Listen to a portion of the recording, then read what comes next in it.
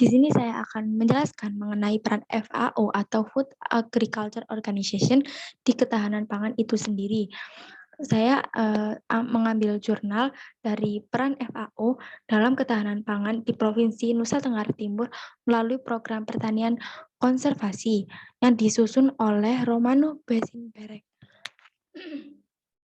Selanjutnya, yaitu munculnya adanya globalisasi ini mulai muncul banyak permasalahan, salah satunya yaitu seperti ketahanan pangan, di mana pangan itu sendiri merupakan kebutuhan primer setiap manusia.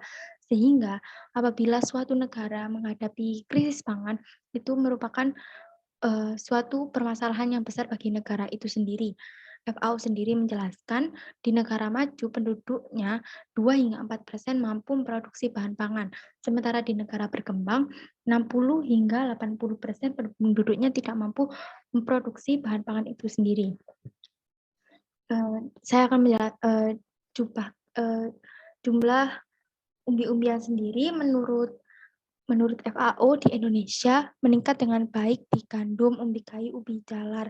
Setiap tahunnya meningkat dengan baik. Sementara di daerah NTT sendiri adanya penurunan terhadap hasil pertanian seperti umbi-umbian atau serealia setiap tahunnya menurun sebesar 2,57%.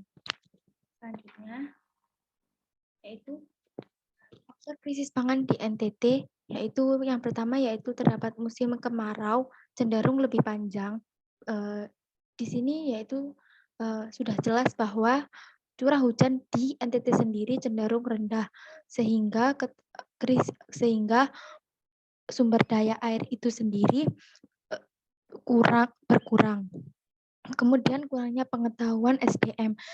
Dari sini banyak petani yang masih menggunakan budaya tanam tradisional dan kurang mengetahui teknologi pertanian itu sendiri. Bahkan lahan-lahan pertanian di NTT cenderung kecil, hanya menggunakan 5 hektar dan saat ini sudah mulai terbengkalai atau lahan-lahan pertanian itu sendiri sudah mulai digunakan untuk usaha-usaha lain.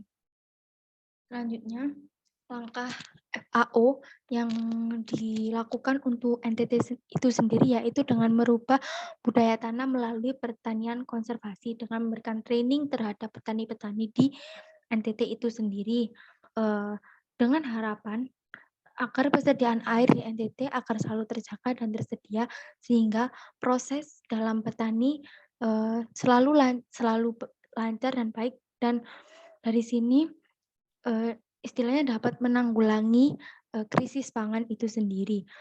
Dari selain itu dampak lainnya, jika air sudah mulai terjaga maka dapat digunakan untuk produktivitas lainnya. Sekian dari saya. Apabila terdapat kesalahan atau kekurangan, mohon dimaafkan. Terima kasih.